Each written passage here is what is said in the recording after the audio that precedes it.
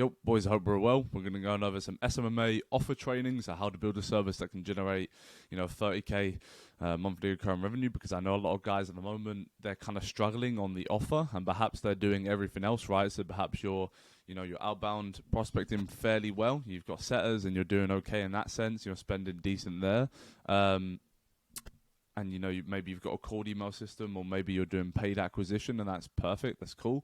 But the reason why you ain't seeing any results is because your offer is just so dead, and your offer isn't what it probably needs to be to actually sign these clients. Okay, so we're good going over just a few things about your offer, and let's get into it. Okay, so first of all, right, we must understand the main problem you're trying to solve, right? Why your offer even exists in the first place, why people are even going to pay you. Because if there's no offer, it simply isn't going to get fixed, right? People fix problems.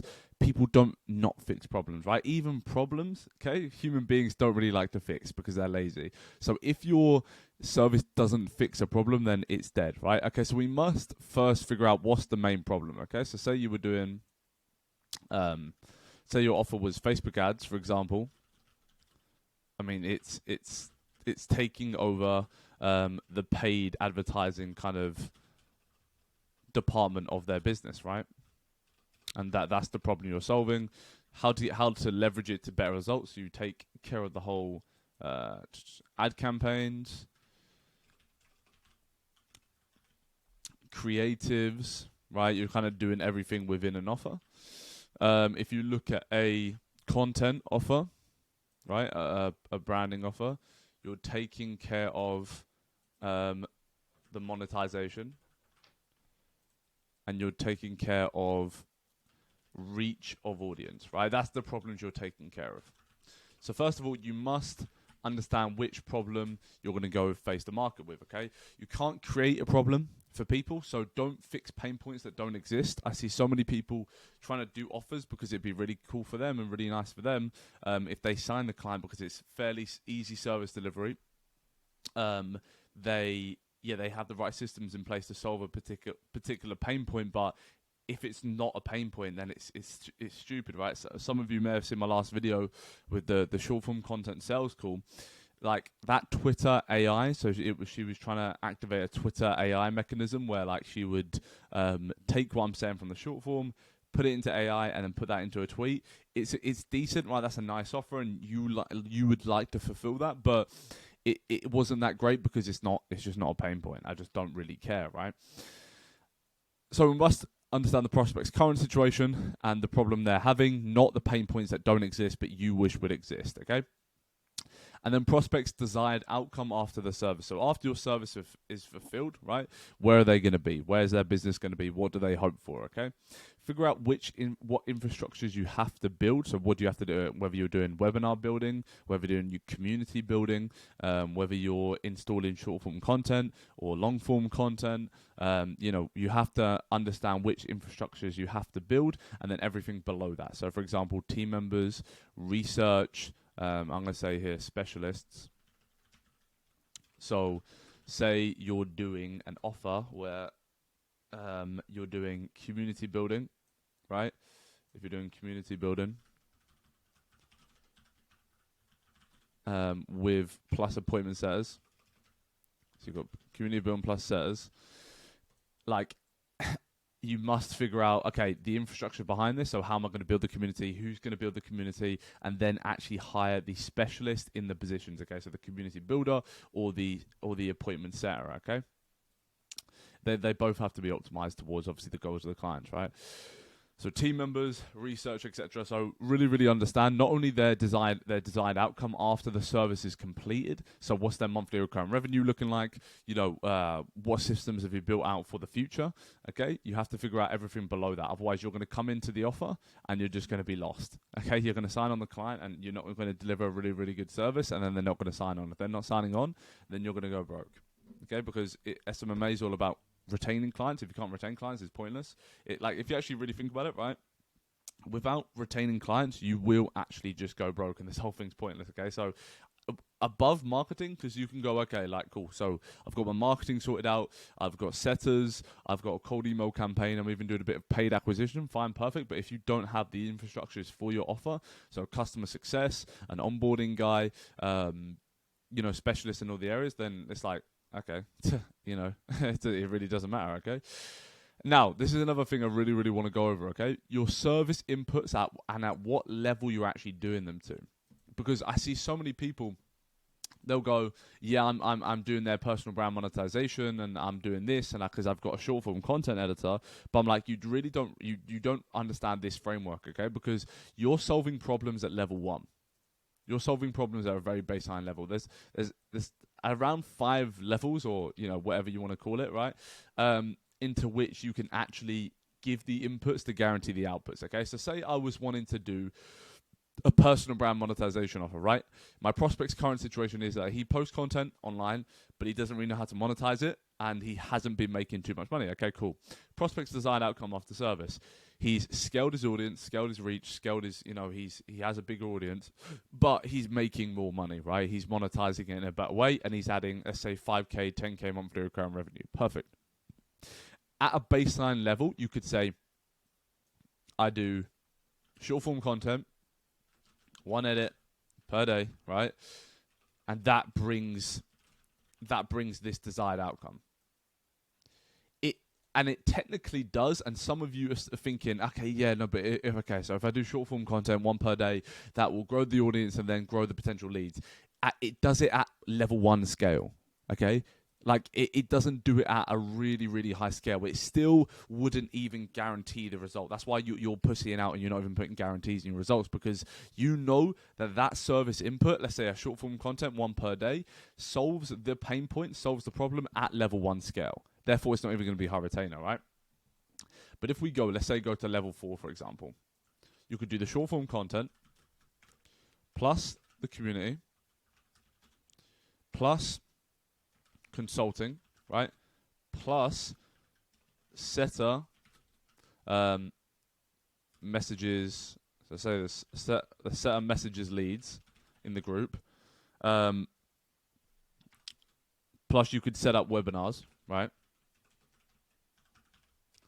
Do you see how much more this solves the problem than this?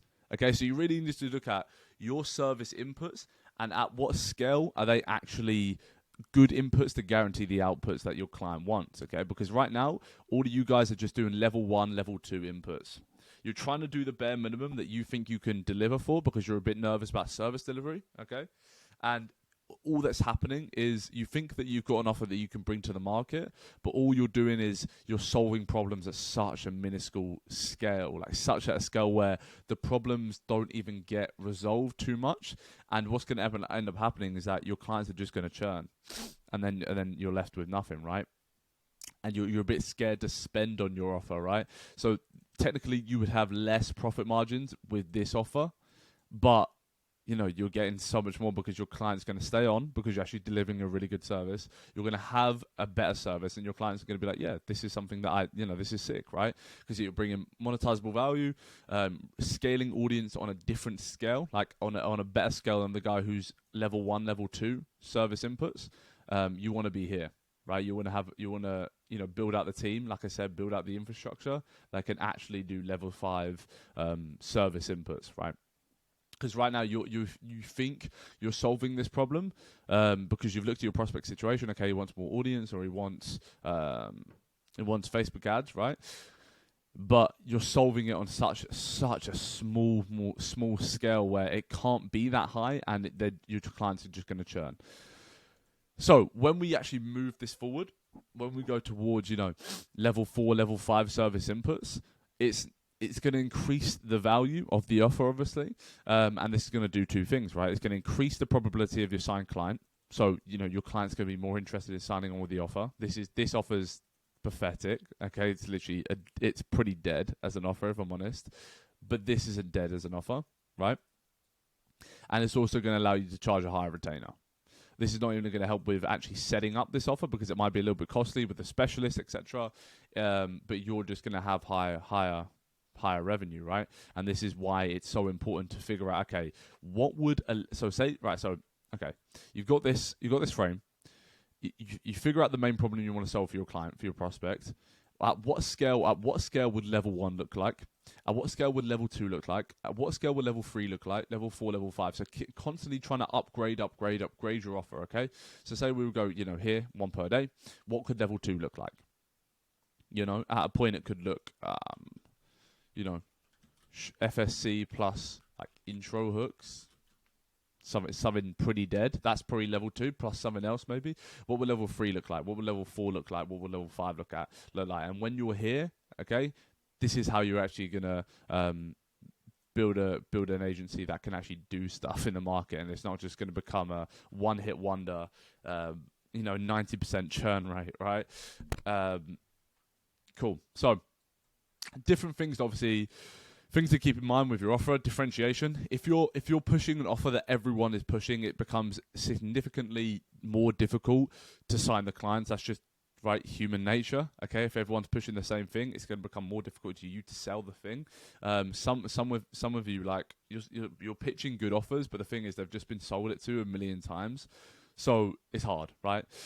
Ways to differentiate. Obviously, if you're doing regular Facebook ads, could you add email marketing in there? Maybe maybe your email marketing is a setup cost. So a setup cost then goes into commission only, right? That would be a really, really good way to differentiate your offer and actually get these clients on the sales call and actually close them. And obviously your personal brand as well. So organic content marketing is gonna really separate you from your dead competition if you're doing content about your offer. If you're producing content about offer, if you're presenting the transformation, so step by step. So, this is what our clients usually are. This is the problems that they face, and this is the implementations that we come into your business do, and this is the transformation at the end, okay? So differentiation is always pretty vital to have. Obviously, you can do this in 2 ways, like I said: personal brand and or just having a better offer. Upscalability, right? Can you add value for upscale, or can you move your clients to a 3 to 6 month retainers? Okay, I'd say 6 months is a little bit too much, but can you move them after the first month to like a 3-month retainer, right? Because then you're just getting that security from your client. I'd say at the start, give them some breathing space. Like, it's difficult for them to sign on with your service if they know they're trapped for like 60 days. So I would suggest doing the month for the start, but keep in mind, could this offer that I'm building out currently, could it be upscaled, right? Is there more value I could add to the offer to actually, increase the value of my offer, and therefore the price, or just the lifetime value, revenue-wise, I can actually get from my clients? And can I move them to a longer retainer just for that security, right? Cool. And then payment structure. Now, I want you guys thinking a little bit more different. I don't want you guys just thinking the traditional SMMA route, because it's harder nowadays, right? You really don't have to follow everything that people say. So payment structure, right? Think what you could do, okay?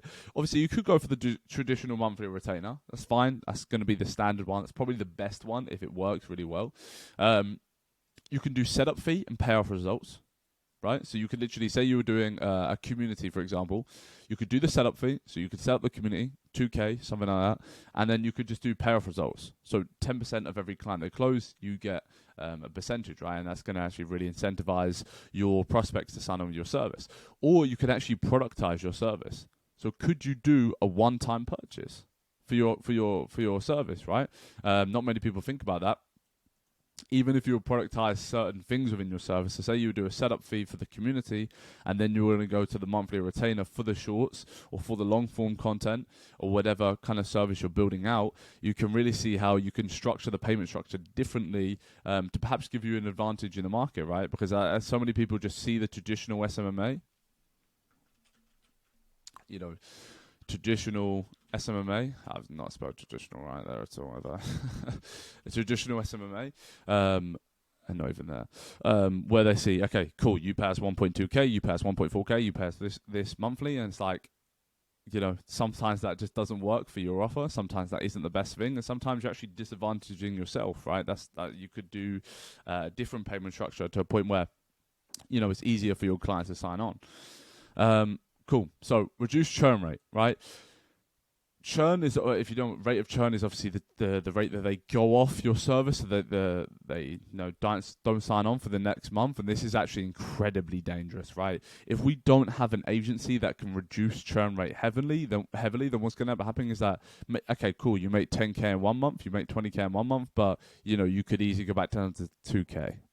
Like, you could easily go back down to like a low retainer, and obviously that's going to play a big impact on your life. So without reducing the churn rate that we have within our service, then it's almost impossible for us to really scale this to a big number and have this as our 9-to-5 replacer, right?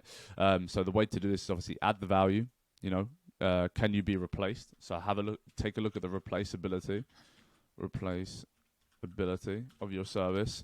If you can be easily replaced by AI, perhaps, with my offer now, I don't want to expose my offer, because unlike the gurus, I still do my agency. So, it'd just be stupid to present to 700 people, this is what I'm doing, and make myself go broke. But I've added a fantastic mechanism where I can't be replaced. Like, you literally just can't replace me. Which is super, super cool. And it means that the churn rate is just going to be lowered. Obviously, the monetizable return on investment. So, our clients have seen, when signing on with our service, money back. And if they don't see money back, then it's a debate whether they sign on again. Because obviously they're just technically losing money. And even if they're not, even if you're building out things where, like maybe in 3 months, you're going to see a really, really big return on investment, people are very hesitant and they're not going to see that straight away, meaning, it's going to be difficult for them to sign on again, right? And we just can't have that not happening. And then obviously I've talked about this loads, but social status / revenue, return on investment, they don't care about anything else. If you're not bringing them money, then it's hard, right? Your clients want money back for your service. Those are the most powerful services, when your clients are getting money back. And if they're not getting money back, then, well, it's difficult. In at least a 1 to 3 month period, if they haven't seen revenue after the first 2 months, perhaps, then it's going to be quite difficult for them to keep signing on, keep spending 3K every month after month, if you haven't built in a kind of monetizable conversion mechanism, and that's actually proven and it's actually working. Cool. Guarantee, right? Guarantees are pretty. Like, if you're starting, for example, it would be good to have a guarantee, but at scale, you actually don't need to have a guarantee so much, to be honest. But the risk must be on you, and it must be a win-win offer. Just because you don't have a guarantee doesn't mean that you can't make your offer a win-win offer and have the risk on you, okay? Or you could even say free value clause. So 500K views, or we don't pay, or until we give you X free shorts, right? If you're doing a short form content offer. And then clients are actually attracted to numerical guarantees. So, for example, a 2.5x ROAS, that probably wouldn't be enough. You probably need like a 5+, right? But you know what I mean? They're attracted to the numerical guarantees of, okay, we're going to bring you this many warm leads, and they're going to convert at a 15% percentage, meaning you're going to get X revenue because your course is at this amount of money. So yeah, that's what I'd say with the guarantee. But there can't be any risk of your client, right? If your client's taking a jump with you, then it's unlikely that you're going to close the sales score. Okay. That's just a quick video going over offer. I'm a little bit ill, so I'm just more like, this is what you have to do, like quite that. But I hope you receive some value from the video anyway. And I'll if you haven't added me on Instagram, it's lukejackson.mx. And if you aren't in the free agency network Discord, get the Discord, and I'll see you in the next one.